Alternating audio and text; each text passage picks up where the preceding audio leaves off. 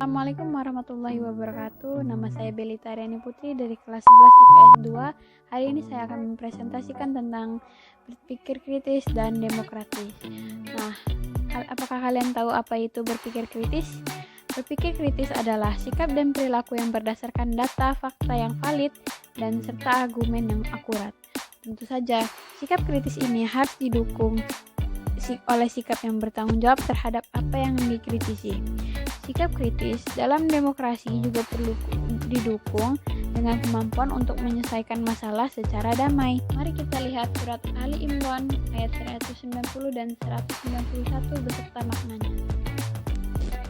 Dalam surat Ali Imran ayat 190 dan 191 terdapat makna.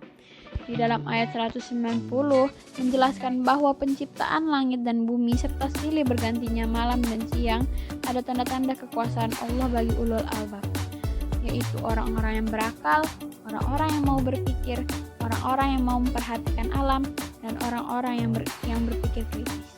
Dalam ayat 191, ulul albab adalah orang yang banyak berzikir dan bertafakur. Ia berzikir dalam kondisi baik saat berdiri, duduk, maupun berbaring. Ia juga mentafakuri penciptaan alam hingga sampai pada kesimpulan bahwa Allah menciptakan alam tidak ada yang sia-sia. Semuanya terdapat manfaatnya. Maka ia pun berdoa pada Allah, memohon perlindungan dari siksa api neraka. Selain surat Ali Imran ayat 190 dan 191, terdapat hadis dari At-Tirmizi yang menjelaskan tentang berpikir kritis. Ini dia hadis yang menjelaskan tentang berpikir kritis. Dalam hadis ini, Rasulullah menjelaskan bahwa orang-orang yang benar-benar cerdas adalah orang yang pandangannya jauh ke depan menembus dinding duniawi, yaitu hingga kehidupan abadi yang ada di balik kehidupan fana di dunia ini. Hal itu sangat dipengaruhi oleh keimanan seseorang kepada adanya kehidupan kedua, yaitu akhirat. Orang yang tidak meyakini adanya hari akhirat atau hari pembalasan tidak akan pernah berpikir untuk menyiapkan diri dengan amal apapun. Nah, jika indikasi cerdas dalam pandangan Rasulullah jauhnya orientasi dan visi ke depan, maka pandangan-pandangan yang hanya terbatas pada dunia menjadi pertanda tindakan bodoh atau jahil. Bangsa Arab pra-Islam dikatakan jahiliyah bukan karena tidak bisa membaca atau menulis, tapi karena kelakuannya yang menyiratkan kebodohan, yaitu menyembah berhala dan melakukan kejahatan.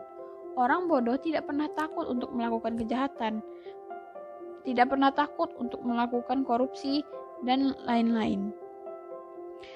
Asalkan dia bisa selamat dari jerat hukum di pengadilan dunia. Jadi, kemaksiatan adalah tindakan yang bodoh, karena hanya memperhitungkan pengadilan dunia saja. Dia tidak memikirkan pengadilan yang ada di akhirat. Sedangkan pengadilan Allah di akhirat tidak ada yang tawar-menawar, malah diabaikan. Makanya Rasulullah berkata, orang yang suka bertindak bodoh adalah orang yang lemah. Nah, tahukah kamu apa sih manfaat dari berpikir kritis? Berikut ini saya akan menyebutkan apa saja manfaat yang bisa kita dapat dari berpikir kritis. Yang pertama, dapat menangkap makna dan hikmah di balik semua ciptaan Allah. Yang kedua, mengoptimalkan pemanfaatan alam untuk kepentingan umat manusia. Yang ketiga, dapat mengambil inspirasi dari semua ciptaan Allah dan mengembangkan iptek. Yang keempat, menemukan jawaban dari misteri penciptaan alam melalui penelitian. Dan yang terakhir, mengantisipasi terjadinya bahaya dengan memahami gejala dan fenomena alam.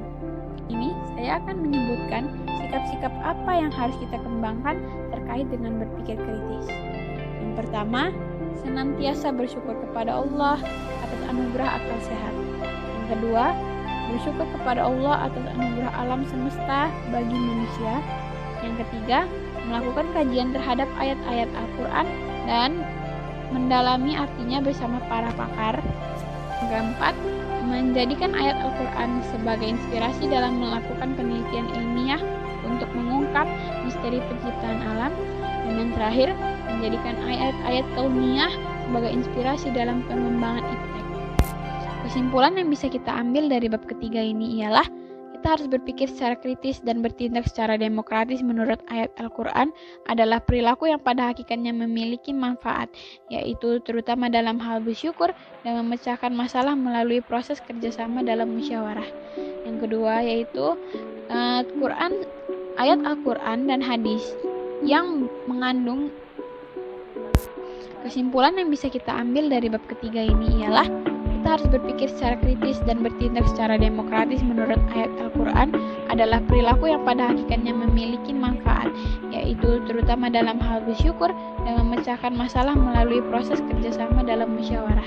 Yang kedua, ayat Al-Quran yang mengandung tentang berpikir kritis ialah Quran Surat Ali Imran ayat 190 dan 191 serta Quran Surah Ali Imran ayat 159. Dan yang ketiga ialah pengembangan sikap dan perilaku terpuji dan berpikir kritis dan bertindak secara demokratis adalah hal yang penting karena untuk mewujudkan implementasi nyata dari Al-Quran. Jadi, berpikir kritis dalam pandangan Rasulullah ialah mengumpulkan niat amal soleh sebanyak-banyaknya untuk kehidupan pasca kematian, yaitu kehidupan akhirat. Karena dunia adalah tempat menanam dan akhirat memetik hasil panen. Jangan sampai saat kita menjalani kehidupan di akhirat kita tidak punya bekal apapun. Selanjutnya saya akan menjelaskan tentang demokrasi dan syuro. Nah, kalian tahu nggak sih apa itu demokrasi? Jadi, demokrasi itu terdiri dari dua rangkaian kata yang berasal dari bahasa Yunani, yaitu demos yang artinya rakyat dan kratos yaitu kekuasaan. Demokrasi dipahami sebagai suatu konsep yang berkembang dalam kehidupan politik pemerintah. Dan yang kedua, demokrasi itu konsep yang menghargai hak-hak dan kemampuan individu dalam kehidupan bermasyarakat. Nah, selanjutnya itu syuro. Kalian tahu nggak sih syuro? Nah, syuro itu dalam kamus Mu'jam Qawaidis Lughah memiliki dua pengertian, yaitu menampakkan dan memaparkan sesuatu atau mengambil sesuatu. Menurut istilah ulama, definisi syuro yaitu yang pertama Al-Raghib Al-Asfahani yang artinya proses mengemukakan pendapat dengan saling mengoreksi antara peserta syuronya. Dan yang kedua, menurut Ibnu Arabi Al-Maliki dalam Al-Ahkam Al-Quran mendefinisikannya dengan berkumpul untuk meminta pendapat yang peserta syuronya saling mengeluarkan pendapat yang dimiliki. Dan yang ketiga, definisi syuro menurut fikih kontemporer dalam Asyur Fizinim Zamial Hukmal Islami yaitu proses menelusuri pendapat para ahli dalam suatu permasalahan untuk mencapai solusi yang mendekati kebenaran. Nah, ternyata Islam sudah memberikan sinyal loh bagaimana kaum muslimin menyelesaikan masalah dengan bermusyawarah dalam segala urusannya. Nah, jika kamu berkelainan pendapat tentang sesuatu, maka kembalikanlah kepada Allah dan Rasul. Jika kamu benar-benar beriman kepada Allah dan hari kemudian, janganlah kebencian kepada kelompok lain menjadikan kamu tidak berlaku adil atau objektif. Oleh karena itu, Indonesia dengan kebinekaan dan keragamannya dalam berbagai aspek mengembangkan sistem demokrasi dalam bernegara. Demokrasi dan syuro, yaitu kalau syuro itu mekanisme kebebasan berekspresi dan penyaluran pendapat dengan penuh keterbukaan dan kejujuran. Nah, sama kan dengan demokrasi, bedanya demokrasi itu mencakup wilayah yang lebih luas. Ayat Al-Quran yang berisi tentang demokrasi ada pada surat Ali Imran ayat 159, yaitu surat Ali Imran ayat 159 menjelaskan dalam keadaan genting seperti terjadinya pelanggaran yang dilakukan sebagian kaum muslimin sehingga menyebabkan kaum muslimin menderita kekalahan, tapi Rasulullah tetap lemah lembut dan tidak marah terhadap para pelanggar. Bahkan Rasulullah memaafkan dan mohonkan ampun untuk mereka. Seandainya Rasulullah waktu itu marah-marah dan bersikap keras, tentu saja mereka akan menaruh benci kepada Rasulullah. Dalam pergaulan sehari-hari, beliau juga memberi maaf terhadap orang-orang yang berbuat salah serta memohonkan ampun kepada Allah terhadap kesalahan-kesalahan mereka. Nah, selain surat Ali Imran ayat 159, ternyata ada hadis yang berhubungan dengan demokrasi, yaitu hadis dari At-Tirmizi. Nah, ini dia hadis dari At-Tirmizi. At-Tirmizi menjelaskan bahwa dalam pandangan sahabat, Rasulullah adalah orang yang suka bermusyawarah. Sikap Rasulullah tersebut menunjukkan salah satu kebesaran jiwa beliau dan kerendahan hatinya. Selanjutnya, kita akan membahas tentang pandangan para ulama tentang demokrasi. Kalian tahu gak sih bahwa gak semua ulama setuju akan demokrasi? Ada juga yang menolak dengan keras dan juga ada yang menerima dengan syarat tertentu.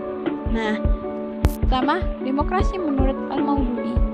Ternyata Al-Maududi menolak secara tegas demokrasi karena menurutnya demokrasi itu buatan manusia sekaligus produk dari pertentangan Barat terhadap agama sehingga cenderung sekuler.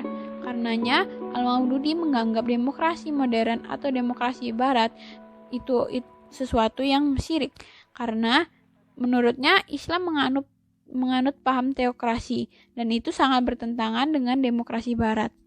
Yang kedua, ada dari Muhammad Iqbal. Menurut Muhammad Iqbal, demokrasi itu kekuasaan rakyat oleh rakyat dan untuk rakyat. Itu telah mengabaikan keberadaan agama. Karenanya, parlemen sebagai salah satu pilar demokrasi dapat saja menetapkan hukum yang bertentangan dengan nilai agama kalau anggotanya menghendaki.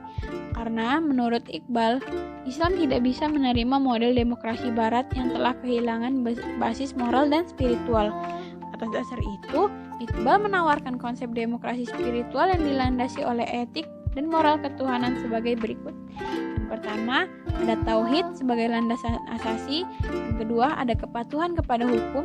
Yang ketiga, ada toleransi sesama warga. Dan yang keempat, tidak dibatasi wilayah, ras, dan warna kulit. Dan yang terakhir, penafsiran hukum Tuhan melalui ijtihad. Yang ketiga, ada Muhammad Imaroh. Muhammad Imaroh tidak menerima demokrasi secara mutlak dan tidak juga menolaknya secara mutlak. Dalam demokrasi, kekuasaan legislatif secara mutlak ada di tangan rakyat. Sementara dalam sistem syura, kekuasaan tersebut merupakan wewenang Allah Subhanahu wa taala. Dialah yang pemegang kuasa hukum yang tertinggi. Dan wewenang manusia hanyalah menjabarkan dan merumuskan hukum sesuai dengan prinsip yang digariskan Tuhan, serta berijtihad untuk sesuatu yang tidak diatur oleh ketentuan Allah. Jadi, Allah berposisi sebagai al-syari atau legislator, sementara manusia sebagai faqih atau yang memahami dan menjabarkan hukumnya. Yang keempat, ada Yusuf Al-Qaradawi. Menurut Al-Qaradawi, substansi demokrasi sejalan dengan Islam.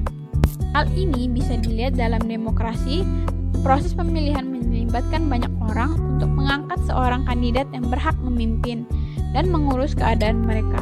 Tentu saja, mereka tidak boleh memilih sesuatu yang tidak mereka sukai. Ini sesuai dengan Islam.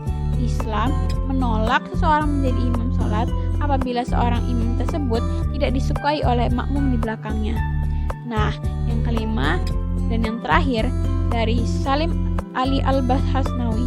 Nah, Salim ini berpendapat bahwa demokrasi memiliki sisi yang baik dan sisi yang tidak baik. Nah, sisi yang baik itu adanya kedaulatan rakyat selama tidak bertentangan dengan Islam. Sementara sisi buruknya itu penggunaan hak legislatif secara bebas yang dapat mengarah pada sikap menghalalkan yang haram dan mengharamkan yang halal. Karena itu, Salim menawarkan islamisasi demokrasi, yaitu yang pertama menetapkan tanggung jawab setiap individu di hadapan Allah. Yang kedua, wakil rakyat harus berakhlak Islam dalam musyawarah dan tugas-tugas lainnya. Yang ketiga, mayoritas bukan ukuran mutlak dalam kasus yang hukumnya tidak ditemukan dalam Al-Quran dan Sunnah. Yang keempat, komitmen terhadap Islam terkait dengan persyaratan penjabatan sehingga hanya yang bermoral saja yang bisa duduk di parlemen. Nah, selanjutnya ada manfaat demokrasi loh. Nah, kalian tahu gak sih apa saja manfaat dari demokrasi?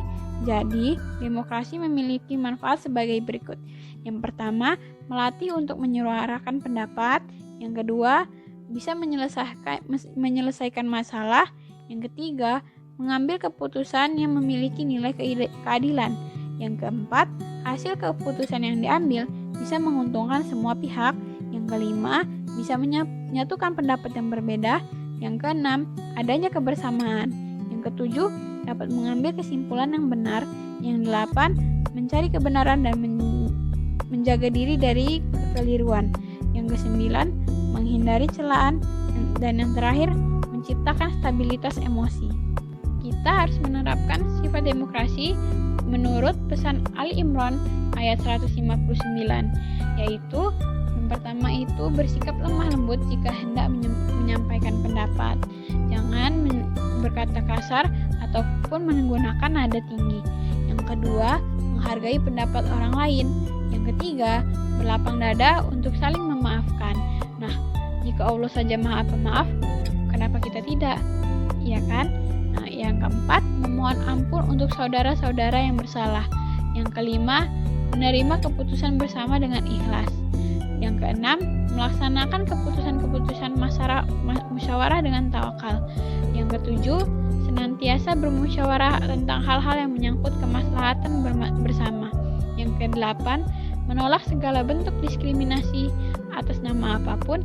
Dan yang kesembilan, berperan aktif dalam bidang politik sebagai bentuk partisipasi dalam membangun bangsa. Jadi, kesimpulan dari bab 4 ini ialah menjelaskan musyawarah adalah salah satu sifat orang yang beriman, dan musyawarah atau syuro memiliki titik temu di mana mereka sama-sama membebaskan kita untuk berpendapat dan keterbukaan serta kejujuran. Tapi perbedaannya demokrasi mencakup wilayah yang luas atau ruang lingkup yang luas. Nah, konsep toleransi dalam Islam yaitu menghormati dan menghargai sesama. Nah, untuk tercipta kerukunan antar umat muslim dan non-muslim. Sekian dari saya. Semoga penjelasan saya bermanfaat untuk kita semua. Mohon maaf bila ada kesalahan. Assalamualaikum warahmatullahi wabarakatuh.